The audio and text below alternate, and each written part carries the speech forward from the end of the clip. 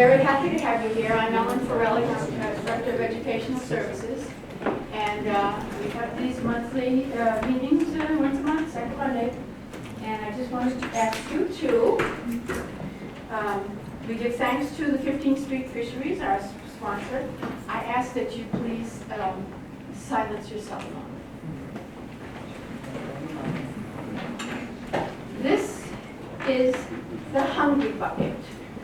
Feel free to feed it. I'll make sure it isn't too far away from your wallet. Today we have Merrilyn.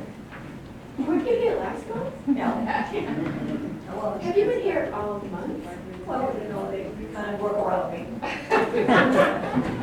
So Merrilyn is the authority with History Modern in Fort Lauderdale, and we're very happy to have her here.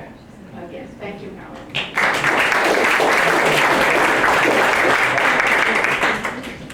So you all came in here, and you thought you were going to see History Modern. You're going to hear about architects. You're going to hear about architecture, houses, buildings. What do you get? You get Life magazine, and you get Mickey Mouse and Minnie Mouse. Let's see the next slide.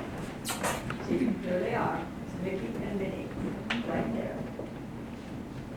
Well, it's 1938 in the Life magazine. And this is the Historical Society. So you're going to get a history lesson. And you're going to get a lesson about, mainly about houses. I'm going to talk about mid-century modern architecture and mid-century modern architects.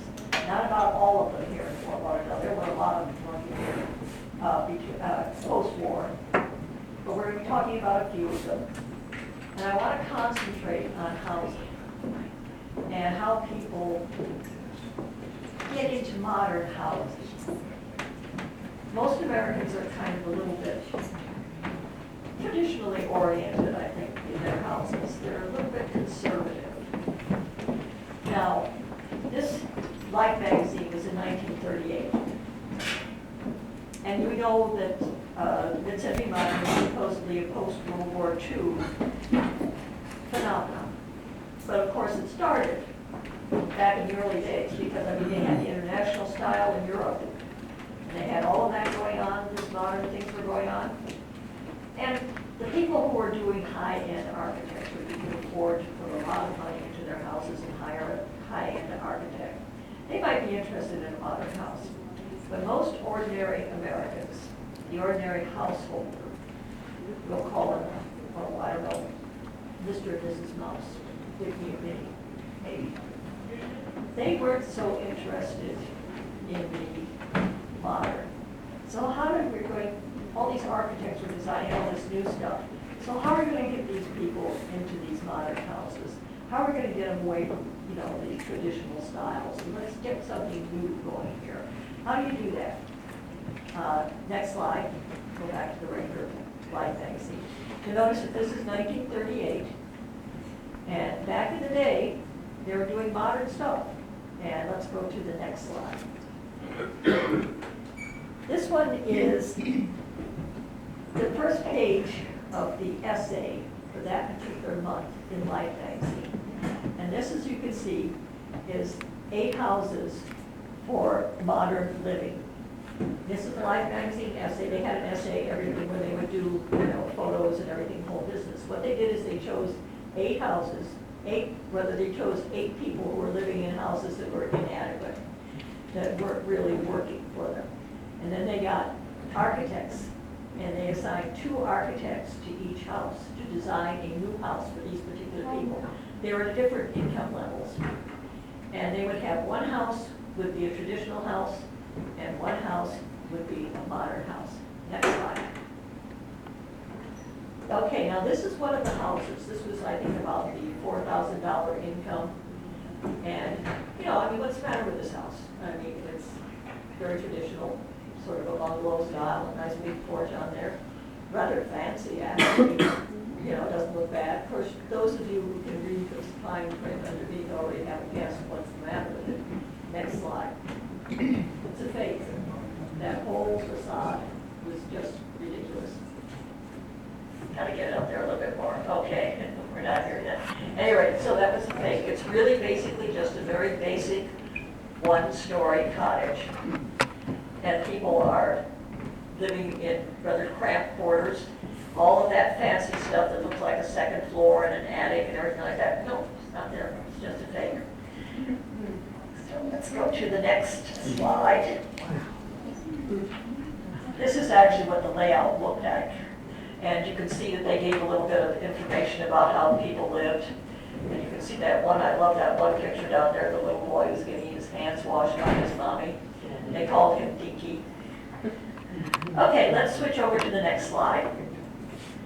Now, this concerns a very famous name in Fort Lauderdale. And this was Edward Durrell Stone, was the architect for this particular house. Edward Durrell Stone Sr., we're know more about Junior because, of course, the firm is here located in Fort Lauderdale and has been here for many years. Senior at this time was a coming architect in this country. He worked out of New York City, and this was his design, not for the Dinky family, but actually this was for, I think, a little bit higher end. And this is actually, in 1938, he designed what I would call a mid-century modern house. Even though it was 1938, we weren't even near the mid-century yet. But you can see that there are all sorts of interesting innovations there. I mean, he was doing things like, for instance, he said that the interior walls were prefabricated, factory made. The cupola up in the top, that's a very interesting thing. He put that in there to bring light and air into the center of the house. That's an old idea. That goes way, way back to the 19th century. But he brought it up to date. And if you know how he did that, he put a whole house exhaust fan up in that cupola. And that drew the hot air from the house and then blew it out those windows that were up there, that they opened the windows and then they could blow hot air out, and that's the way they cooled the house. So that was really something there. It's an interesting house. I don't know, there's some things that maybe people would like today and some things maybe not. I noticed that the kitchen is still kind of, they hadn't gotten into the idea of the kitchen as a social space.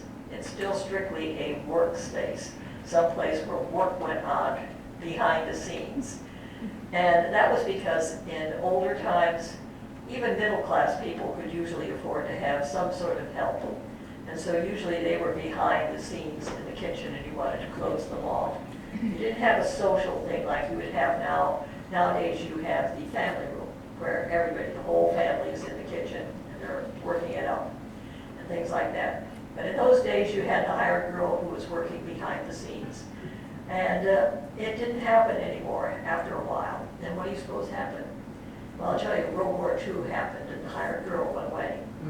She got a job in a factory and it never came back after that. In the old days, when my mother moved to town from a much larger town, she paid her hired girl $5 a week and plus room and board. All the other ladies in town got mad at her because they only paid their hired girls $3 a week. So you can see why it, once they got that nice factory pay, they never came back. Now we're going to go to the next one. And this, we're back now, we've gone off subject again. I mean, Merrilyn is not going to get back on subject again. What is the matter with this girl here? Well, actually, this is some advertising from World War II, near the end of the war, usually about 1945. You know, I think that Germany was just about ready to go and Japan would be giving up, I think. They gave up in August of 45. All of the big companies began to advertise what was going to happen after the war. Unfortunately, I could not find anything that really was pertinent to the housing or anything like that. But this is the type of advertising that went on. Everything's going to be new. We had new materials. Everything's going to be different. We're going to have, it's going to be a new world. Everything is going to change. So next slide. Well, here we are. We're back to a house again. looks fairly traditional, but it's not. This is a must-run house. This house is a totally factory-made, manufactured house. It was prefabricated at the factory, put on a truck down here to Fort Lauderdale, and reassembled here on the lot. And if you look closely at it, you can see the fabric of the house, of the walls. They're all metal tiles. Everything is all metal construction. But this was it. This was the big new thing. Everything is factory made. Everything is going to be, it's going to be different. Next slide. This is a slightly different view with that carport. Obviously is different. It's obviously not part of the actual must run. This house is actually in Fort Lauderdale. It's over near the Virginia Young School. It's in that neighborhood. Okay, next slide. Another big thing that was going on after the war were developments. Now, this particular aerial, those middle islands, not the one in front, but the middle islands that are going sort of east to west, those are the Nermi Isles. Now, that was an old development. The Nermi Isles were actually dredged out in the 1920s, but then we had the 1926 hurricane, and they were never developed. They just sat there, and they were just trees, whatever, wilderness, but they were dredged out islands with little Opie bridges, as somebody once described them. They were nice little humped bridges that went over to them. After the war, a man by the name of Victor Nermi came along, and he bought all of those islands, and everybody said he was nuts. You will never get your money out. Mr. Nermi knew better. Next slide, please. This is Royal Palm Drive.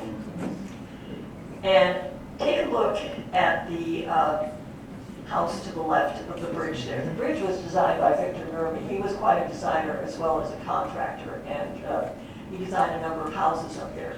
But he also had an architect who was working with him. And this gentleman was an architect who had been around. I think he opened his office in 1942, and he had been working with other architects in the 1930s before the war. But now when he was there in place, and he started designing a lot of houses up there on the Nermi Isles, and that was Bob Hansen, Robert Hansen. Next slide. This is from the Florida Architect, a 1949 issue. That house right by Royal Palm Drive, which is a classic mid-century modern house, designed by Mr. Hansen. You can see the floor plan. Quite interesting, very different from what you would have seen before, the traditional type of floor plan. If you look closely at the photograph, you can see in there, it's interesting. A lot of these houses and buildings, they were using sort of slanted windows. This one, I don't think, it looks kind of like it was a slanted window, but I don't think it really was. I think it's just that the form kind of suggests that it was slanted, but it's kind of interesting. Unfortunately, the house is gone now. It was purchased a few years ago. Somebody gutted it in supposedly restoring it, and then eventually it was torn down about a year ago. So we lost a classic house, one of Bob Hansen's houses. Okay, next slide. Now this is a house by Bob Hansen that's over in Rio Vista, and it's a very interesting house, very well done. Next slide. These are the windows that are on that house. Oops, we've got sort of slightly, there we go, a little bit different here. Okay, these windows are all, these are awning windows. They're wood frame awning windows which were locally manufactured. They're on the east wall, east-southeast facing wall of the house. Towards the left, that's the dining room or the dining area that's behind there, and then towards the right hand side of the picture is the living room wall. Now, next slide. This is the interior. Bob Hansen was very interested in environmental concerns. he tried to figure out how you could cool the houses down here. This was before most people had home air conditioning. So they're trying to figure out ways, they would site them so that they would face the southeast, they could catch the southeast breezes, and they would try to use things. They would do things like, well, for instance, Mr. Stone's cupola, which is something where you would get the heat would rise, you could get that out, pull it out maybe with a whole house fan. There are various things that they were doing. Well, what Bob Hansen came up with, if you take a look at the picture on the right, you can see the windows. That was one of the living room windows, those awning windows, which of course open to the southeast. The wall, if you take a look at it, you can see are all louvers. They're fixed louvers. So the idea was you opened the windows to the southeast, the breeze would come in, would go through the louvers, and it would cool the bedrooms, which were behind that particular wall. So that was one way of trying to get around the environmental heat down here in Florida. Next slide.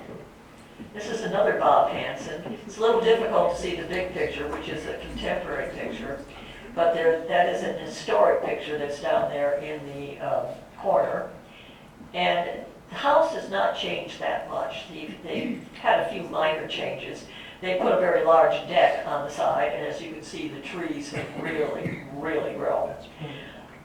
This is another one where he was doing an environmental thing. And we'll go to the next slide. Where was that picture?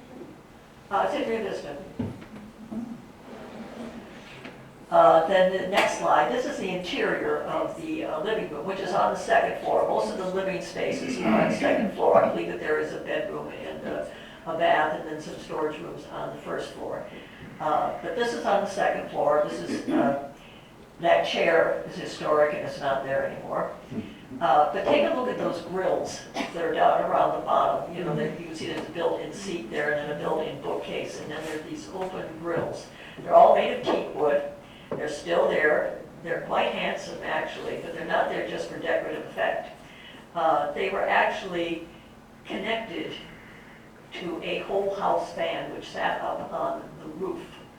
And they were used, when they put that fan on, that exhaust fan, that, of course, drew the hot air through the grill and blew it out through the roof. Again, another environmental little trick that they were doing. So that was another thing for the environmental thing. We're going to talk a little bit about the environmental thing when we get to somebody else later on. But we'll go to the next slide. And here we are in another development. Does anybody know where this is? Anybody got any idea? Sunrise. Ah, Sunrise. Yeah. You're right. Yep, Sunrise Lane. The Sunrise Boulevard is there on the right-hand side. It's where the hotel is now. The Parrot Bar is there. Yes, the Parrot Bar is there. Yes, it is. Look, it's right there. It's the first building. Yeah. This was a brand new development, started probably in the late 40s and the 1950s. It's actually originally on land that was owned by the Bartletts. And I believe that Mr. Bartlett was actually involved in the development of this. It's actually quite a well-planned development. You notice the nice curving road there. And there are a lot of well, before they built the B Hotel, which of course was something else before it was the B Hotel, which of course is very much a high-rise. They were mostly low-rise, two-story buildings.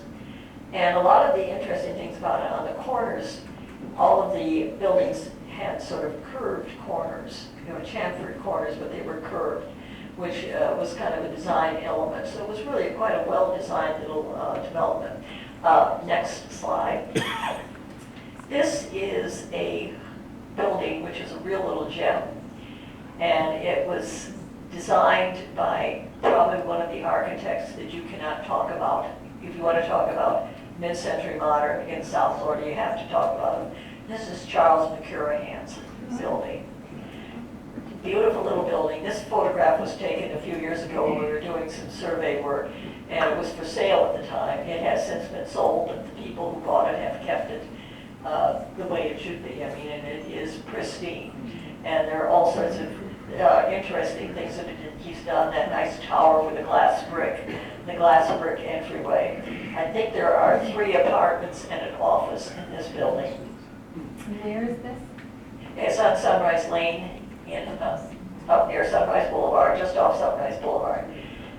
Beautiful little building, really, love to put it on the National Register. It was really great. This was one of the first buildings that McCurahan designed in Fort Lauderdale. I think it was done in 52. At any rate, it's a really great one. Okay, next slide. Now that we've talked about Charles McCurahan, let's talk about Lucille. Lucille McCurahan was Charles' wife, and she was a fully qualified architect in her own right. She was a prize winner. She practiced architecture, but she did most of the renderings for the McCurahans, for Charles's work. Does anybody know where this particular thing is? Is that the marina across from Pier 66? I'll give you a hint. It's not in Fort Lauderdale. Coral Gables? Miami. Seaquarium. Yes. It's a seaquarium. This is the original rendering that was done by the sweet Lucille McCurahan. And I don't know, I love this drawing. It looks like it's some sort of big prehistoric creature that's just crawled up out of the ocean and sort of squatted there on the shoreline. It's really great, but you can see the innovations that Charles was very interested in doing. You know, I think that I think it's like a geodesic dome, essentially. The frame on there. He was very, very interested in all sorts of innovations, but it really is a lovely drawing. Okay, next. Anybody know where this one is? Castro convertibles on Federal. Castro convertibles on Federal. Yeah. Somebody told me one time that they thought that the original windows had been slanted. I don't honestly know, to be honest with you. The house, this was, I know it was rehabbed a few years ago, and they redid it. But I think it was wonderful that they were able to keep that sign. Usually the city doesn't allow them to keep weird signs like that, but this one they managed to keep it. So I think it's great. But as far as the windows, whether they were slanted or straight, let's ask Lucille, so next slide. That's the original rendering for the building, and it shows the windows as being straight. If they were put in originally as slanted, then obviously they made a decision at some point. And if they returned into the straight up down, well, then that was the original concept. But I love the building. I think it's great. Look at the way that roof line goes. That formed concrete roof line. And then, of course, the wonderful sign. And I really like that car. I think that car is great. Fabulous car. That sign, it looked like that sign was pierced also. The sign there is solid, but on that picture, it looks like it goes through. Yeah, it does look like she's, an outline. or they might have had yeah, it does look like it. But the sign was solid, I think. Okay, next slide, or next photo. This is another rendering by Charles McCurahan, or rather, it's Lucille's rendering, but it's Charles' sign.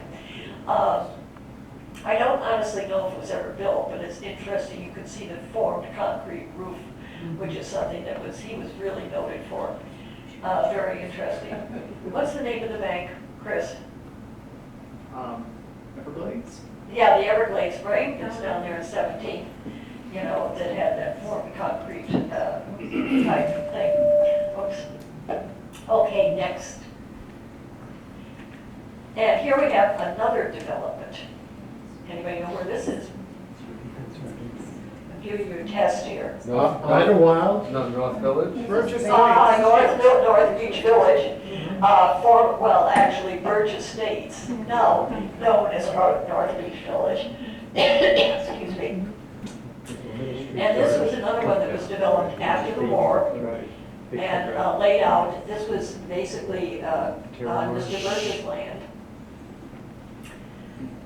This is a 1947 aerial photograph. Next slide. There's Birch Tower, which is kind of an iconic McCarahan building. McCarahan, of course, designed many buildings before he died. He died rather, I think he was only like about 44 or 46 years old. He was killed in an auto accident, which was really unfortunate. But he had designed many things, Mai Kai, which is going to be going on the National Register soon, and quite a number of other things that he was really noted for. He was really a very innovative and really very important architect here in Fort Lauderdale and in South Florida generally. Okay, next slide. Okay, now I've got a bunch of developments here. Okay, anybody know where we are now? Lake Sylvia. Yeah, you're right. It's Harbor Beach is there in the center, and you can see the Gross Heart Zone. No, you ought to see Seabreeze Boulevard. It's right there in the front.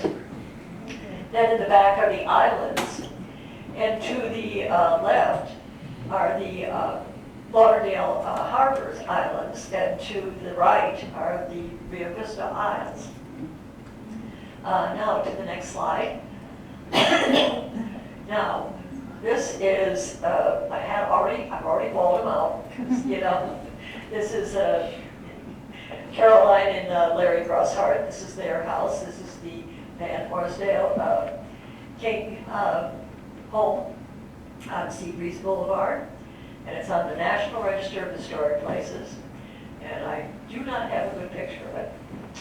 This I had to swipe off Google. And Google gave us a wonderful picture. Nice boat, Larry, I like that. And I like the car's nice tree. But it's the house that's on the National Register. That's the one we really want to see. Now this house was designed by Bill Biggity. And Bill Biggity was a very important mid-century modern architect here in town and a very important environmental architect. Did a lot of innovations with designing for the climate down here. Okay, the next slide. Well, this is an advertising article on the Lauderdale Harbors. And you can see them circled in that center panel. You can see exactly where they are. This was an article that was done for some magazine, I believe. I can't remember exactly which one it was. But actually, the harbors were actually dredged out again in the 1920s and abandoned after the 1926 hurricane. They were actually purchased by, and let's get the next slide, Gill Construction. And the Gill Construction people, I mean, the Gills came down here from Chicago after the war, started building a lot of homes for veterans, you know, which were just these little starter homes which you could buy for about $2,000. They're still all over. You can find a lot of them. They've lasted a long time. This is a rendering of one of the homes that was designed by the architect for Lauderdale Harbors, who was Bill Biggity. And this gives you a really good idea of what it would look like on the lot. One of the things was good about this particular development is that these houses are on large lots. You can see it's pretty roomy. There's plenty of room that actually needed to expand in some way. You probably could, which is a good thing. You want to do the next slide. This is a floor plan for that particular house. Very simple, but really quite well organized. You can see that they have pretty much everything that you would want. It's not overwhelmingly large, but still, I mean, there's plenty of room in there. There are roomy house rooms in there. Still have a relatively small kitchen. We don't have a social kitchen yet. We're still having work kitchens. And of course, you have this nice big storage space out in the carport.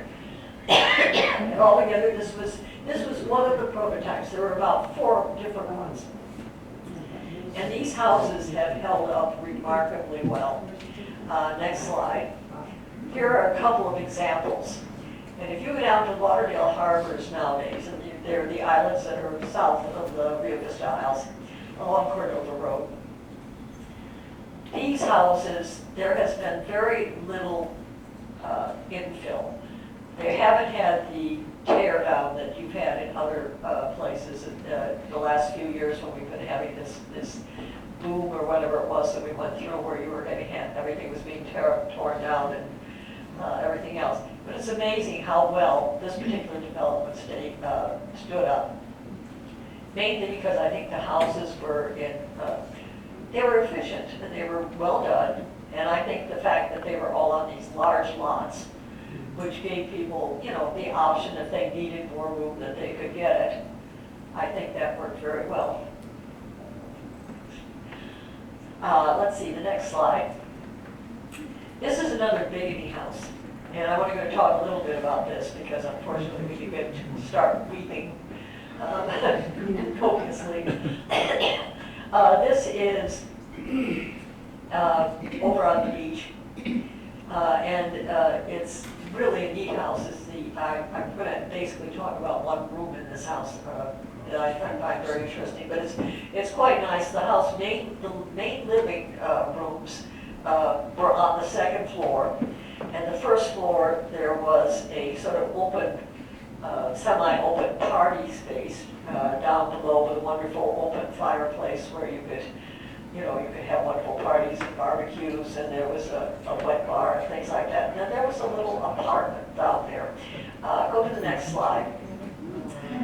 The daughter of the house, there was a 20-something daughter. She was a college-age student.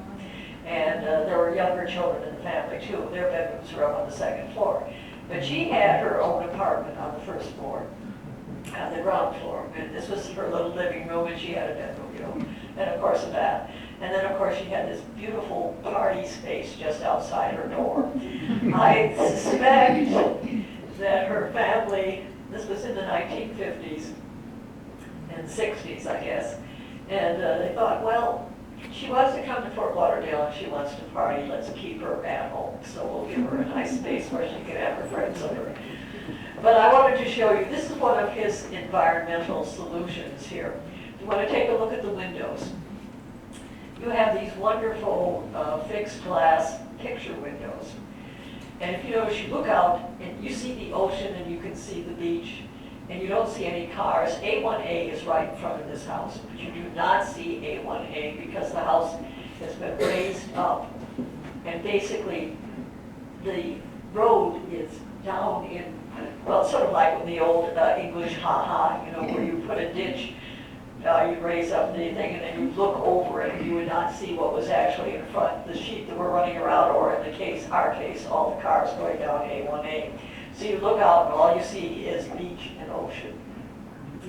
But anyway, if you look up above the windows, then you have transom windows, which are operational, and you could open those for the breeze. And then down below, you had wood, well, not shutters, I guess, louvers, which were screened, and they could be opened, and were operational, and they could be opened and closed to allow the breeze in. And then, of course, you had this wonderful little fireplace. And if you look at the furniture, some of that stuff, I swear you see it in the museum nowadays. It's a great, great room. And that was one of the wonderful things that he was doing with those things. Okay, and we'll go to the next house. And this is another one that I could weep over, unfortunately. This is the Reams house, or the Rhimes house. I'm not exactly certain how he pronounced it. It was over, I think it was either Idlewild or the Riviera Isles. It was over in that area. And this is a Biggity.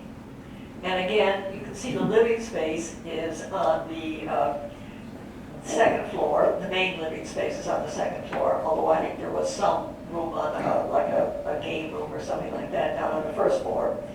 Look at the house towards the left-hand side. And you can look and you can see up at the top, just under the roof line, you can see all of these little transom windows. Then you go down at the bottom and you can see a whole bunch of little windows down there. Again, I think this is another one of his environmental solutions, again, a way of getting the air into the house and having it circulate. Next slide. This is the Reeves house from the other side. And you can see we have indoor, outdoor living.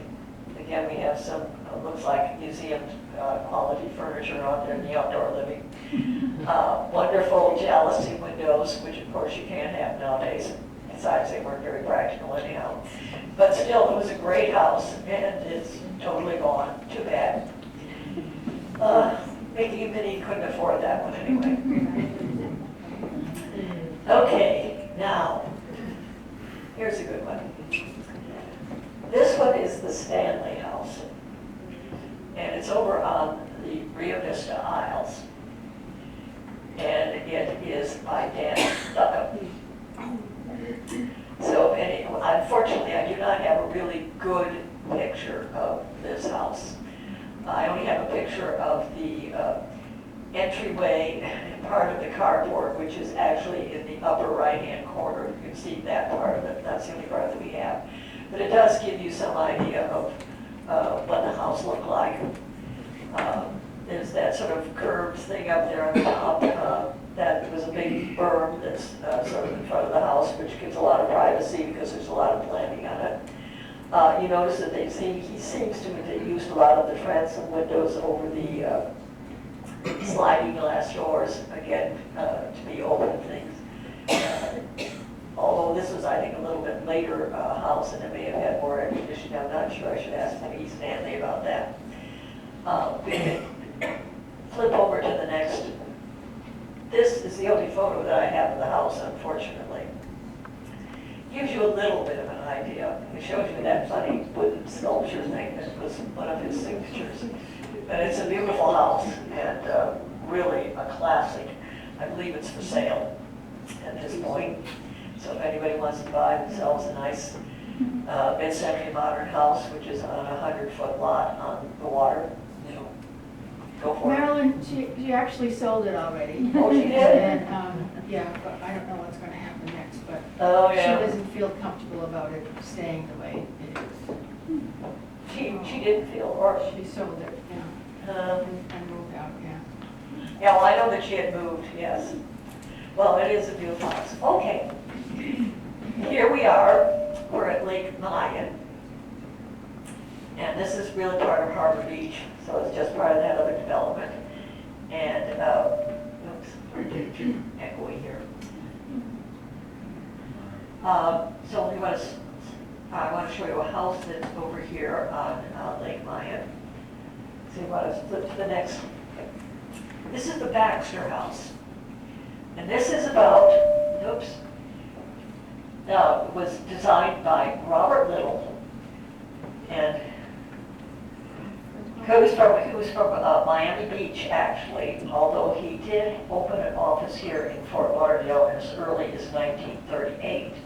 And William Crawford Sr., who became Little's partner in 1950, he had actually worked with Little for some years before that, and then he was taken into partnership. They actually won an award for this particular house. It's a beautiful mid-century modern. I believe it's still there. I hope it is anyway. Robert Little was really a very well-known architect down here, a very influential architect. Many of the architects who were practicing here in the boom times, the 1950s, mid-century modern, actually worked with Robert Little, worked in his office at various times. And he, as I said, he was primarily based in Miami and Miami Beach, but he did work here in Fort Lauderdale. Of course, William Crawford became very well known here in Fort Lauderdale for many years as a mid-century modern architect. Next slide. This is a close-up of the house, so you kind of get a little bit better idea of what this is the elevation that faces the lake. So you had this really nice lawn terrace, and then the lawn going down to face the Lake Mayan. Very elegant place. And let's see. I guess this is the last one, so we want to go to the next one. And everybody is giggling about this one. Of course, you all should know where this is. So we're on Las Olas Boulevard. And this is William Crawford Sr. And this is a classic station. Classic mid-century modern building. And Mickey and Minnie, now that they've successfully bought a house probably over in Lauderdale Harbors, and if they need gas when they're coming back down Las Olas to go downtown, they can always stop here and get gas at this wonderful mid-century modern gas station. Of course, I think the people who own it, they've kept it in very good shape over the years. You know, it has survived very, very well, although I think the owners tend to sort of run and hide every time they see the preservation is coming. You know? We're trying to figure out how to get it on the National Register. Go away, go away, go away. That's about all they can do. Now I am afraid that my elderly old voice is running out, and I think this is about it. So does anybody have any questions or anything that they would like to say? Or, no, Mr. Grossart right here is going to say something. When did the term mid-century modern start being used? I think that's fairly recent, to be honest with you. I think they decided that they needed a name for all of this architecture. They started talking about it, I would say, began to hear a lot about it maybe about 10 years ago, 10 or 12 years ago.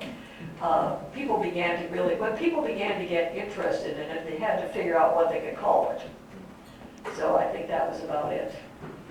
I think this way. My parents bought a house from Miami, but my parents bought a house in 1950, and I was just recently cleaning out some documents, and the developer was Mid-Century Developers. Really? Yes. Interesting. And it was from 1949. They purchased it, and then it was completed in 1950. Interesting. So they did use that. I was surprised, but it was there, the documents. Yeah. Yeah, okay, in the back. Who was the architect of the Yankee Clipper? Oh, I gotta stop the, Sherman. Sherman, what was his first name? He was the guy who was actually, he designed in Las Vegas, what was that big hotel in Las Vegas that he designed? Tony Sherman. Tony Sherman is his name. And he also did the, Jolly Roger yeah, Jolly Roger. and the Escape. Yeah, I don't know about the, it was, yeah, I guess maybe he escaped. Anyway, he was worked for the Gill family. Right. And he decided, well, what is the famous one that was owned by all the gangsters out in Las Vegas? No, well, Lansing was involved with it, but it was the one guy that was the really crazy one. What was his name? Bugsy Siegel. Yeah, Bugsy Siegel. Yes, it was owned by Bugsy Siegel. He was one that was building it. Same?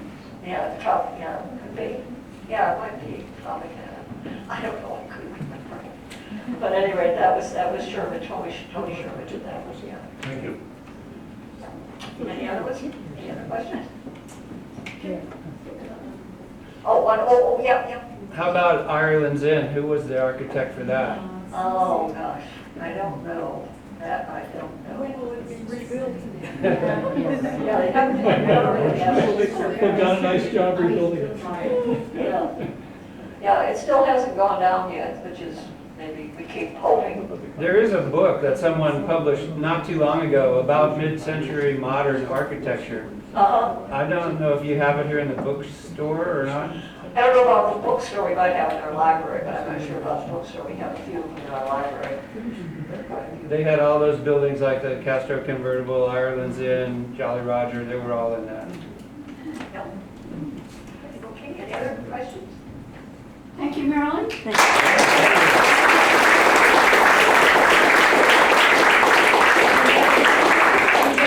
Yeah, We're going to stay here for another month. Yeah, I'll stay for the morning. Does she get room and board? Yeah, down the street of it. The archive. Thanks for coming. Don't forget the